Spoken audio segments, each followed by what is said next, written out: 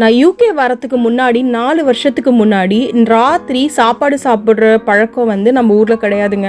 ஆனால் நாங்கள் யூகே போயிட்டு 4 வருஷம் கழிச்சு திரும்பி வரும்போது இங்கே வந்து அந்த மாதிரி நைட்டு ஃபுட் சாப்பிட்ற பழக்கம் இருந்தது. ஸோ நைட்டு என் ஃப்ரெண்ட்ஸ் எல்லாம் மீட் பண்ணி ஒரு ட்ரைவ் போகலாம் அப்படின்னு டிசைட் பண்ணோம். அப்படியே நேராக கொண்டு போய் எங்கே போகிறோன்னே தெரியாமல் கிளம்பி போயிட்டு நடு ராத்திரி மகாபலிபுரம் என்னைக்கா இருந்திருக்கீங்களா? ஸோ மகாபலிபுரம் போயிட்டு அப்படியே டீ குடிச்சிட்டு அந்த ஜோன்னு பெஞ்ச மழையில் ஜாலியாக வந்து என்ஜாய் பண்ணிவிட்டு அப்படியே நேராக போயிட்டு பீச்சில் உட்காந்தானா அங்கே வந்து டால்ஃபின் டே எவ்வளோ சர்ப்ரைசிங்காக இருக்கும். அதுவும் உங்களோட காலேஜ் ஃப்ரெண்ட்ஸோட நீங்கள் கல்யாணம் ஆகி ஒரு 10 வருஷம் கழித்து அந்த மாதிரி போகும்போது உங்களுக்கு எப்படி ஃபீல் ஆகும்? ஹாய் மகளே, நாங்கள் இப்போ நைட் ரைட் வந்துருக்கோம். மகாபலிபுரம் தாண்டி வந்துட்டோம். பார்த்தீங்களா, இதுதான் மகாபலிபுரம் வந்ததுக்கான அடையாளம். எது இதோ 2 யானைங்க.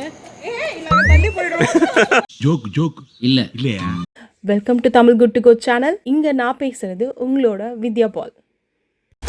உன்னை வாழ வைக்கும் சென்னை நாங்க பட்டணமாகி போனோம். நீ வந்து பக்கம் வாடா, ஓ ஆசையெல்லாம் உண்டு. எங்க சூப்பர் ஸ்டார் வந்தா எங்க விசில் சத்தம் பறக்கும். நம்ம ஜார்ஜ் கோட்டை எல்லாம் எங்க சூப்பர் ஸ்டார் வந்தா எங்க விசில் சத்தம் பறக்கும். நம்ம ஜார்ஜ் கோட்டை எல்லாம்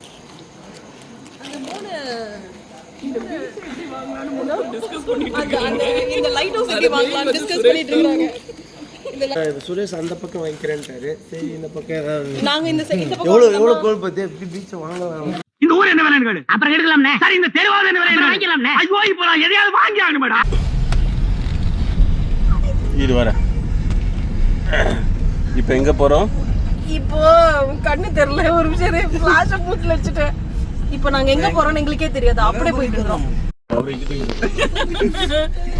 உங்களுக்கு இங்க செல்ஃபி பாயிண்ட் எல்லாம் போட்டுருக்கோம். ஓகே, செல்ஃபி பாயிண்டா? எங்க பாருடி, அம்மாவும் அம்மா சில கலைஞர் சில. நான் வந்து இவரு நினைச்சேன், சிவாஜி நினைச்சேன். சிவாஜியா? சிவாஜில எம்ஜிஆர் சாரி எம்ஜிஆர் நினைச்சேன். எங்கே போகிறோம் அப்படின்னு தெரியாமல் போயிட்டு சடனாக அப்படியே மகாபலிபுரம் வந்தால் உங்களுக்கு எப்படி இருக்கும்? அதை பார்த்தோன்னே செம்ம எக்ஸைட்மெண்ட்ங்க. நான் ஏன்னா அந்த சிலையெல்லாம் தாண்டி வேற எங்கேயோ போகிறோம் அப்படின்னு நினச்சேன். பார்த்தா மகாபலிபுரம் கிட்டேயே போகிறோன்னு எனக்கு செம்ம எக்ஸைட் ஆகிடுச்சு. ஹலோ ஃப்ரெண்ட்ஸ், ப்ளீஸ் ஐயோ சொல்லும் திட்டு போகிறாங்கண்ணா. திட்டு போட்டார். ஆக்சுவலாக எவ்வளோ பெரிய புத்தர் சிலை இங்கே இருக்குது பாருங்க. சூப்பராக இருக்குது. சரியான பெருசு. இவ்வளோ தலை மட்டுமே அவ்வளோ பெருசு. 8 ஃபீட் இருக்கும்ல, 8-9 ஃபீட் 10 இருக்கும்னு நினைக்கிறேன். நாங்கள் வர வழியிலேயே வந்து நிறைய சிலை செய்கிற அந்த பேர் போட்டு கீழே அது வெளியிலேயே நிறையா வச்செல்லாம் க்ளோஸ் பண்ணிலாம் பார்த்துருக்குறோம். ஸோ ஒரு வேளை நம்ம சென்னையில் இதுவும் இருந்திருக்கு. இங்கேயே பிறந்து வளர்ந்தேங்க, ஆனால் சத்தியமாக இப்படி ஒன்று இருக்குன்றதே எனக்கு தெரியாது. ஒரு குட்டி யானை குட்டியாச்சும் வாங்கி எங்கள் வீட்டில் வச்சுருப்பேன். இதெல்லாம் எங்கே வைக்கிறாங்கன்னு தெரியல.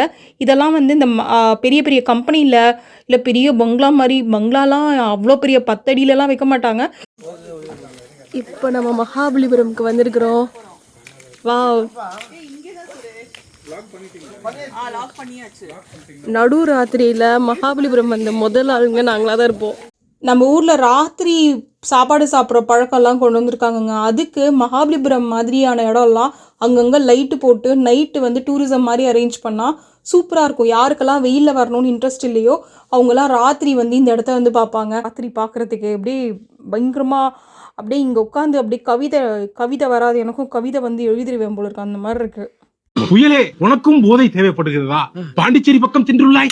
அதனால இதுல எழுத ஆரம்பிச்சாங்க. நான் சிவனன் வேலைக்கு போய்க்கிருக்கேன், அவனை கூப்பிட்டு இது கவிதைன்னு படிச்சு காமிக்க சொல்றியே.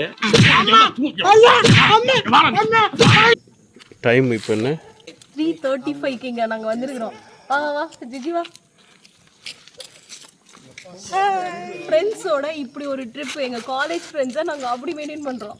ஆமாம் ஜி, டிஸ்ட்ரிக்ட் வந்துடும். ஆமாம், நாங்களே இல்லை அதே காலேஜில் தான் நானும் படிச்சு எல்லாம் பார்த்தேன்.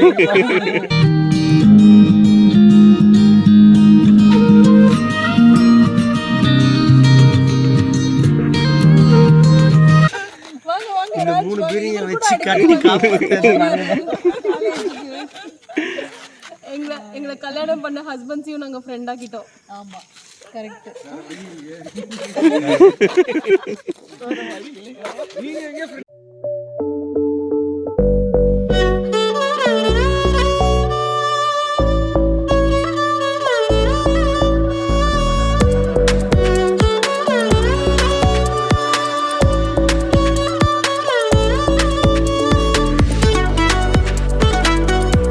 இருக்குல்ல அப்பயே.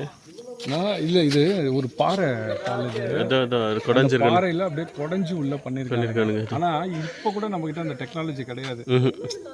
ஒரு பாறை இந்த அளவுக்கு இவ்வளவு அக்யூரேட்டா பண்ணி எப்படிதான் பண்ணாங்கன்னு தெரியல அந்த காலத்துல. அதுதான் பிரச்சனை.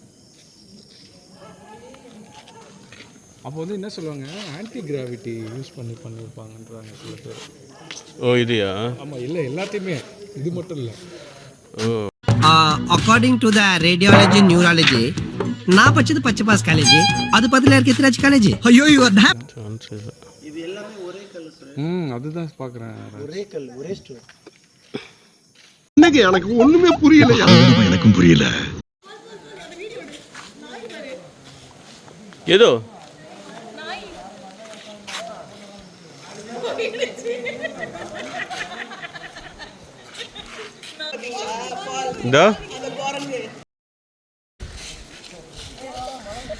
மழை வருது ஓடிடலாம். Rain coming. இப்போ டைம் வந்து என்னன்னு பார்த்தீங்களா? இந்த டைமில் இந்த ஜோனு பேர் மழையில் நாங்கள் எதை தேடிட்டு இருக்கிறோம் தெரியுமா? கிருஷ்ணரோட வெண்ணெய் உருண்டையை தான் தேடிட்டு இருக்கிறோம். அது அங்கே தான் எங்கேயோ இருக்குன்னு சொன்னாங்க, அதை தான் தேடிட்டு இருக்கிறோம். ஒண்ணுமே தெரியலையே. இங்கேயா இருக்கும், கொஞ்சம் ஃப்ரண்ட்ல போனா. இல்லப்பா இங்க தான் பா. இதோப்பா இங்க தான் பா. இல்லை, ஏதோ ஒன்று தெரியுது.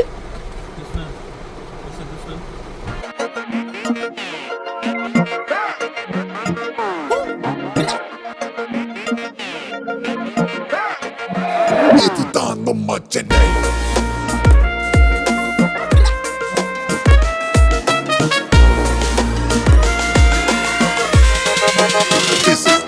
இப்போ நாங்கள் டீ கடையில் இருக்கிறோம். Super coffee.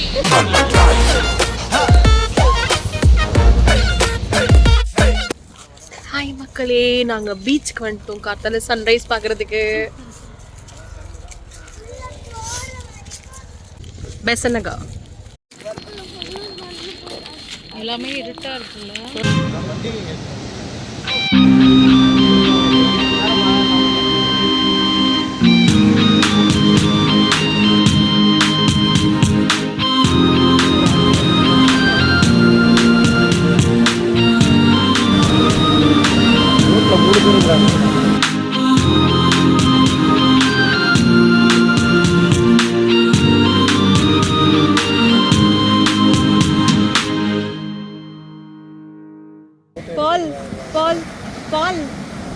அந்த கிளவுட் பாரு, பூனை மல்லாக்கு படுத்த மாதிரி இருக்கு. அந்த விஷயம் ஒருத்தருக்கு ஒரு மாதிரி தெரியும். மாதிரி தெரியும். அவங்களுக்கு நம்மளோட தாட் ஒருத்தருக்கு இந்தியா மேப் மாதிரி ஒன்னொன்னு தெரியும். டால்ஃபின் பாது, டால்ஃபின்ஸ் அது. என்ன பிடிச்சி தண்ணி அது மலையிரு.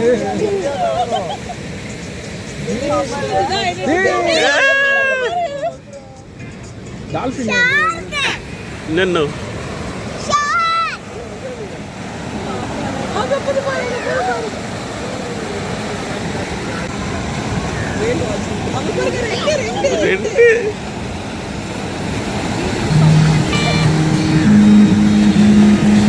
சேர்ந்து போகுது.